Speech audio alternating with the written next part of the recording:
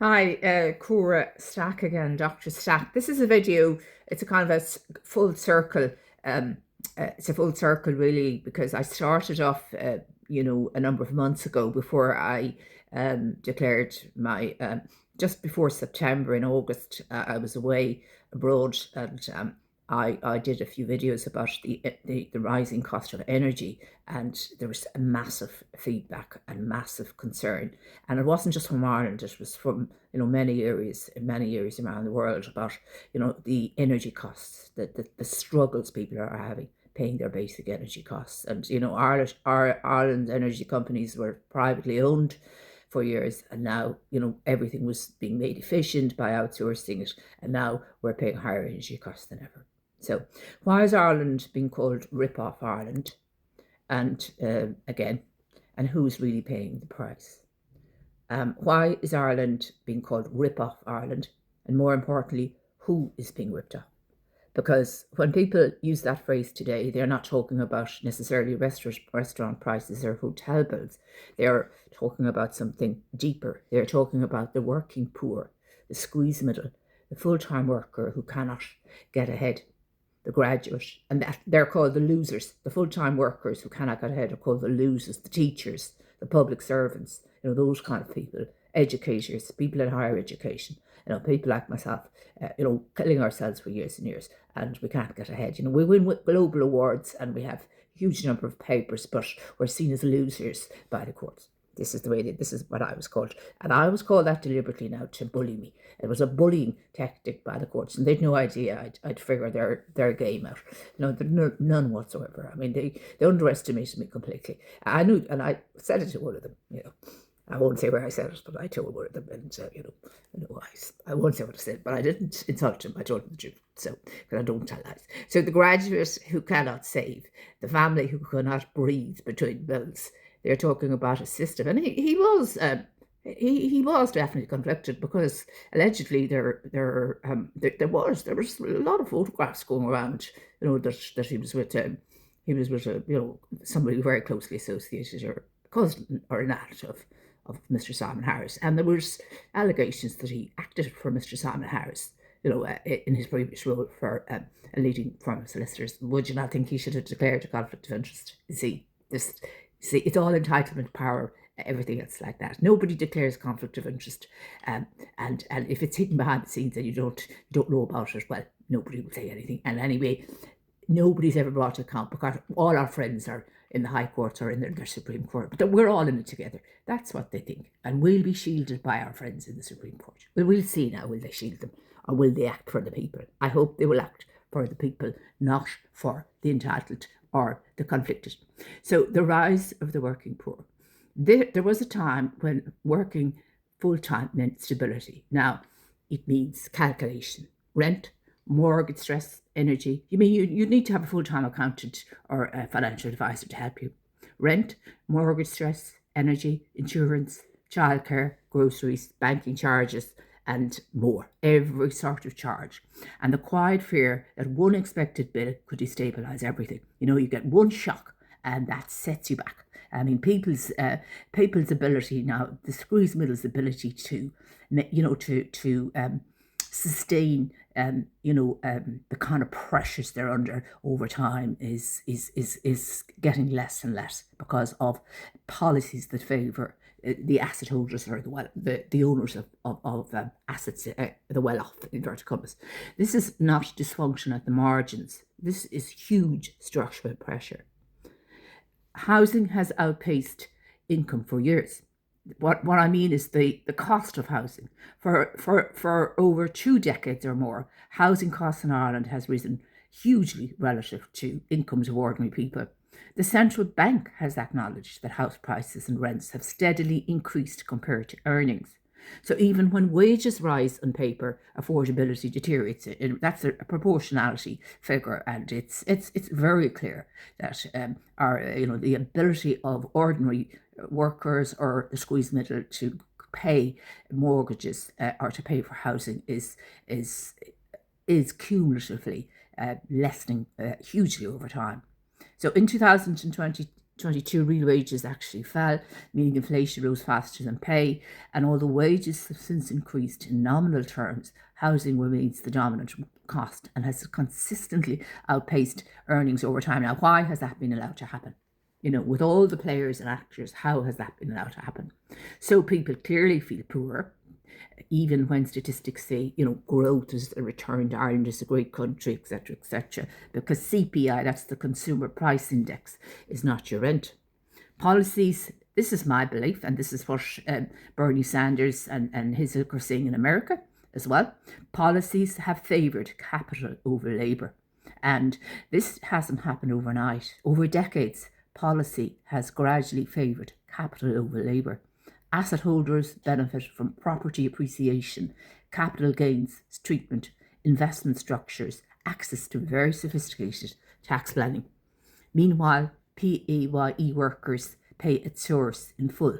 No flexibility, no restructuring, no creative accounting, inverted commas. There's a lot of that, I can tell you, creative accounting. This is not about punishing success. It's about proportional contribution. When capital is consistently protected and labour consistently squeezed, inequality is not accidental, it becomes structural. And Bernie Sanders and Professor Sander, I think, a brilliant professor of philosophy, and are making this point over and over again. And it's worse in Ireland. And we don't have all of the land, for example, that the Americans have comparatively. I think it's worse in Ireland. Why don't we hear louder resistance? Here's the uncomfortable question. Why are so few people speaking up? Even unions, several regions. Union density in Ireland has declined over decades. Collective bargaining power is fragmented. National wage agreements collapsed after the financial crisis. Wage negotiations often prioritise stability and job security over aggressive inflation matching demands. And there's another reality. The squeezed middle is exhausted. Time poor, financially stressed, carrying family responsibilities, stress. Organised wealth is coordinated and influential.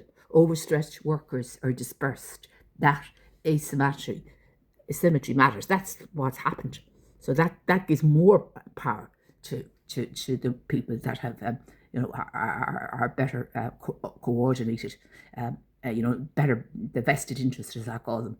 The cultures shift. This is a point now that Professor Sanders was making, but I'm making it slightly different.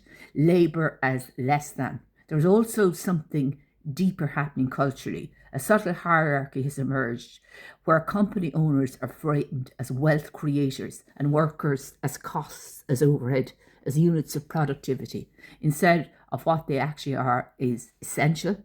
No economy functions without labour.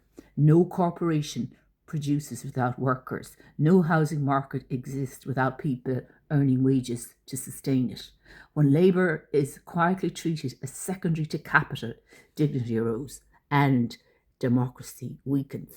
Power, privilege, and incentives. This is not about conspiracy, it's about incentives. Governments seek investment stability, capital inflows, economic growth metrics. Asset holders are politically engaged and influential. The squeezed middle is less organised and more fragmented. So policy over the years has drifted where pressure is strongest, and over the past 20 to 30 years, that drift becomes structural bias. Now let's talk about the mental health cost of all of this. The result on the squeezed middle. The result, chronic stress, anxiety, sleeplessness. A generation, our generations to come, who feel current generations and generations to come if things don't change. A generation who feel they're running to stand still.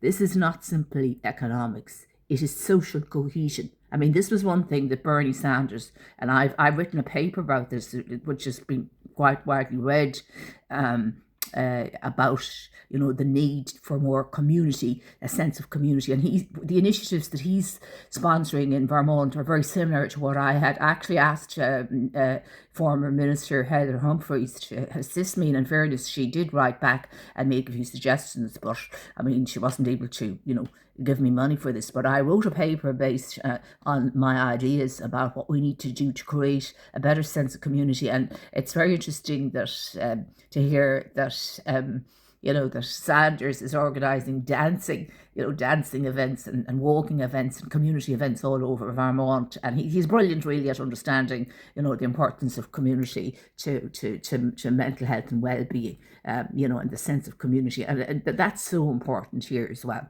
So it is social cohesion. It is democratic trust. When people feel the system consistently favours power, wealth and entitlement and looks down on labour, something fractious. I mean, the attitude, again, Bernie Sanders reflects it towards teachers and educators in America and in England as well, and in Ireland. I mean, I met somebody in the legal profession a few years ago, and what this person said about teachers was absolutely reprehensible in the extreme. And talk of looking down, and it was arrogance speaking down to educators. And I mean, if I said nothing, I just listened, and I thought, what ignorance is coming from someone who's making an awful lot of money. I won't say who's paying her, but we'll say it's the taxpayer.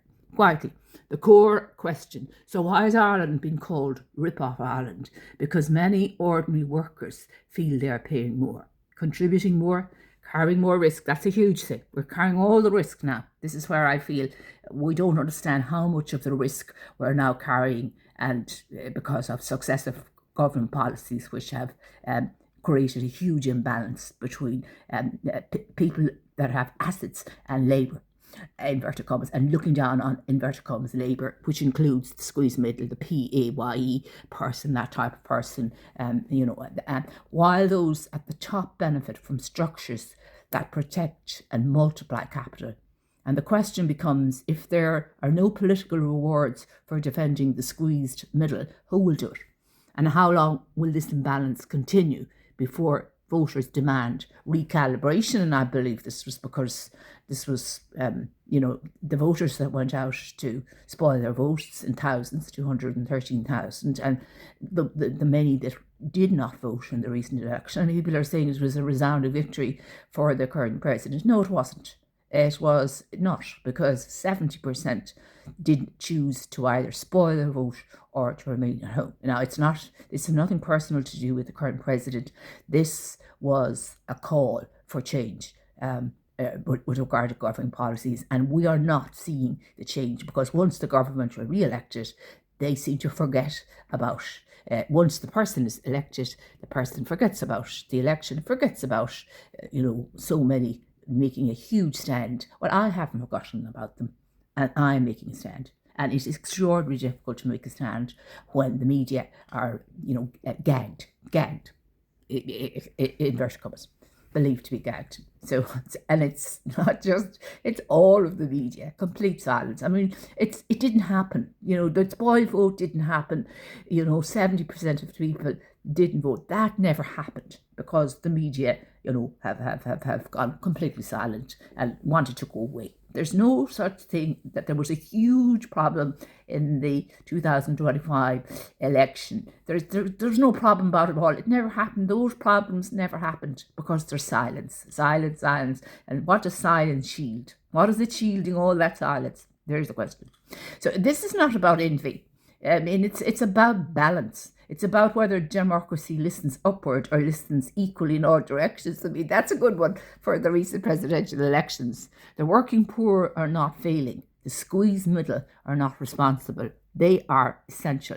And a country that forgets that risks eroding the very foundations of its social contract. Absolutely.